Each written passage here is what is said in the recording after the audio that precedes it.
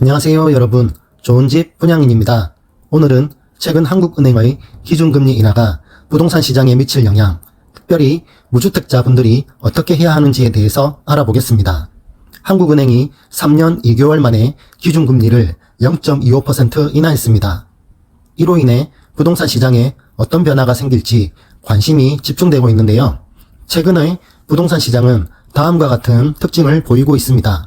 서울 아파트 매매 거래량은 감소하고 집값 상승폭은 둔화했으며 경매시장 낙찰률 및 낙찰 가율 또한 하락했습니다.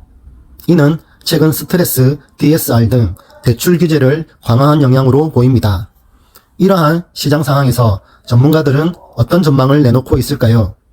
전문가들은 금리 인하의 즉각적인 영향은 제한적일 것으로 예측하고 있습니다.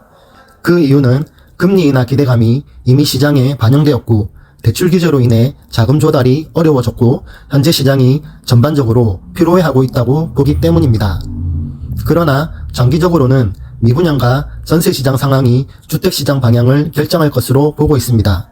이러한 전망 속에서 무주택자들은 어떤 전략을 세워야 할까요? 무주택자들은 다음과 같은 점을 고려해 볼 수 있습니다. 서울 지역 1순위 평균 경쟁률이 높아지고 있어 청약 기회를 노려볼 만합니다. 당장의 변화보다는 중장기적인 시장 흐름을 지켜봐야 합니다. 신규 분양뿐만 아니라 기존 주택시장도 함께 살펴보는 것이 좋습니다. 그렇다면 앞으로 부동산 시장은 어떤 방향으로 흘러갈까요?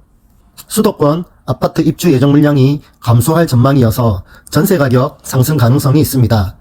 주택 공급 속도 증가, 3기 신도시 분양, 수도권 신규 택지 선정 등의 정책이 시장에 영향을 줄 수 있습니다. 단기적인 공급 부족 문제 해결을 위해 기존 다주택자 물량의 임대시장 유입이 필요할 수 있습니다.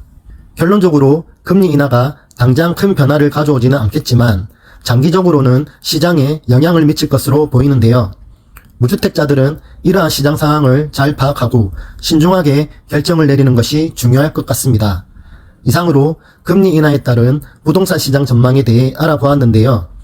무주택자들의 내 집 마련에 대한 희망의 빛은 언제 비춰질까요?